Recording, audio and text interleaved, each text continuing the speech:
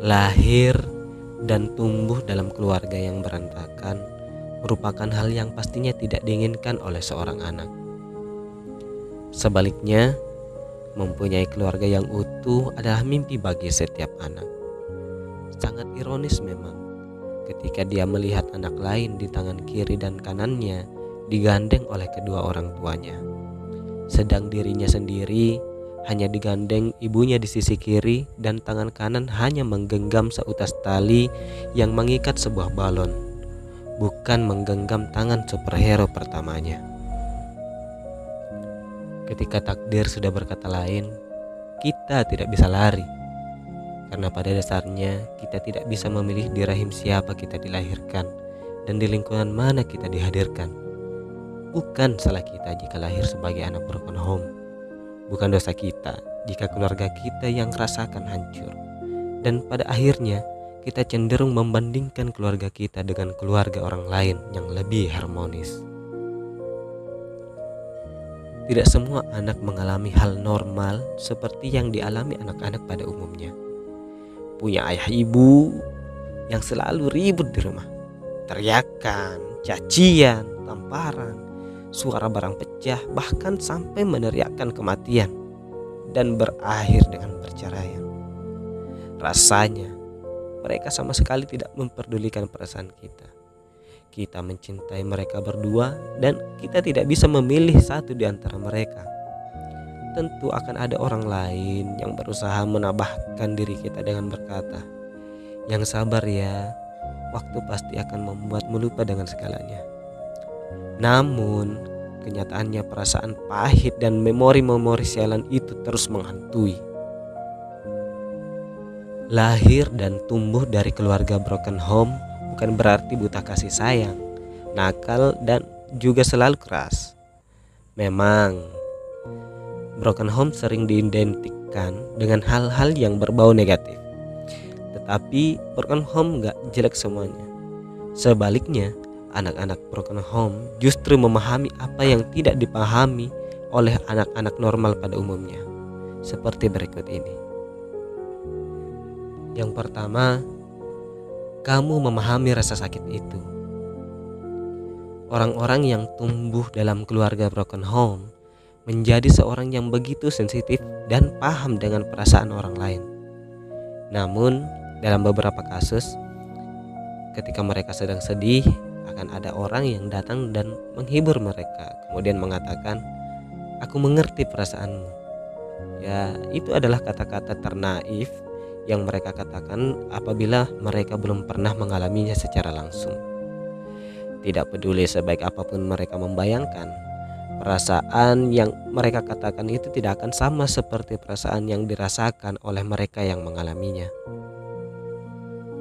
Pertengkaran di luar batas, tamparan, bantingan pintu, dan barang-barang yang dilempar. Bahkan saya pernah diasingkan ke rumah tetangga demi menjauh dari orang tua saya yang sedang bertengkar. Dan itu bukan terjadi hanya sekali. Setiap malam kamu terbangun karena teriakan kedua orang tua kamu yang sedang bertengkar. Apakah kalian bisa membayangkan aku tumbuh dalam keluarga seperti itu? Hanya orang-orang yang mengalaminya langsung yang akan memahami hal tersebut. Dan orang tersebut biasanya mampu menjadi sandaran bagi orang yang senasib dengannya, atau ia bersandar pada dirinya sendiri. Yang kedua, kamu berusaha menutupi rasa sakit tersebut. Orang yang hidup dalam keluarga broken home benci dengan sisi buruk keluarganya. Sebisa mungkin mereka menutupi rasa sakit tersebut dan berpura-pura kondisinya baik-baik saja. Di depan orang lain, mereka tersenyum, bahagia seolah-olah tidak terjadi apa-apa. Padahal hati mereka hancur berkeping-keping karena itu. 3. Kamu terkadang sulit mengekspresikan perasaan. Orang-orang yang hidup dalam keluarga broken home tidak semuanya bisa berekspresi dengan baik, karena mereka selalu menahan rasa kesedihan itu sendiri. Namun, tak ada seorang pun yang paham dengan penderitaan mereka itu, bahkan kedua orang tuanya sendiri. Mereka tidak punya orang lain yang bisa mereka percayai dan tidak punya seseorang untuk bertukar cerita. 4. Kamu suka menyalahkan diri sendiri. Sadar atau tidak sadar, kamu menyalahkan diri sendiri atas apa yang telah terjadi. Terkadang kamu merasa kedua orang tua kamu ribut karena kehadiran kamu.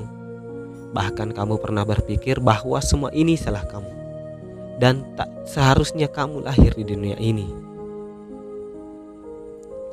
5. Kamu takut untuk pulang. Terkadang kamu menjadi begitu takut bahkan sudah malas untuk pulang ke rumah.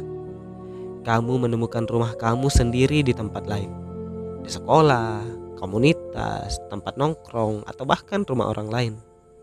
Kamu menemukan keluarga kamu sendiri, keluarga tanpa hubungan darah yang faktanya lebih harmonis daripada keluarga kamu yang ada di rumah, bersama sahabat kamu, guru, atau siapapun.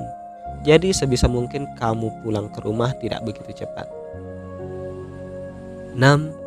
Kamu cenderung merasa iri. Setiap anak pasti pernah merasakan yang namanya iri hati. Apalagi anak-anak yang berasal dari keluarga broken home. Sebagai anak yang tidak memiliki keluarga yang utuh, mereka tentu iri dengan hal tersebut. Melihat foto keluarga yang terpampang rapi di rumah temannya, memandangi temannya yang sedang bergandeng tangan dengan ayah ibunya, terus dan terus memandanginya dalam diam. Namun, hati kecil mereka tidak bisa berbohong bahwa jauh di lubuk hatinya mereka menangis, berharap hal itu bisa terjadi juga pada dirinya. 7. Kamu cenderung mampu membaca orang. Berada dalam situasi yang sering kamu alami di rumah, secara tidak sadar membuat kamu mampu membaca orang lain layaknya membaca buku. Kamu memahami ciri-ciri orang yang bersifat buruk karena kamu sudah terlalu sering bertemu dan mengalaminya di rumah. Kamu cenderung mampu membedakan mereka yang baik bagi hidup kamu dan mereka yang tidak.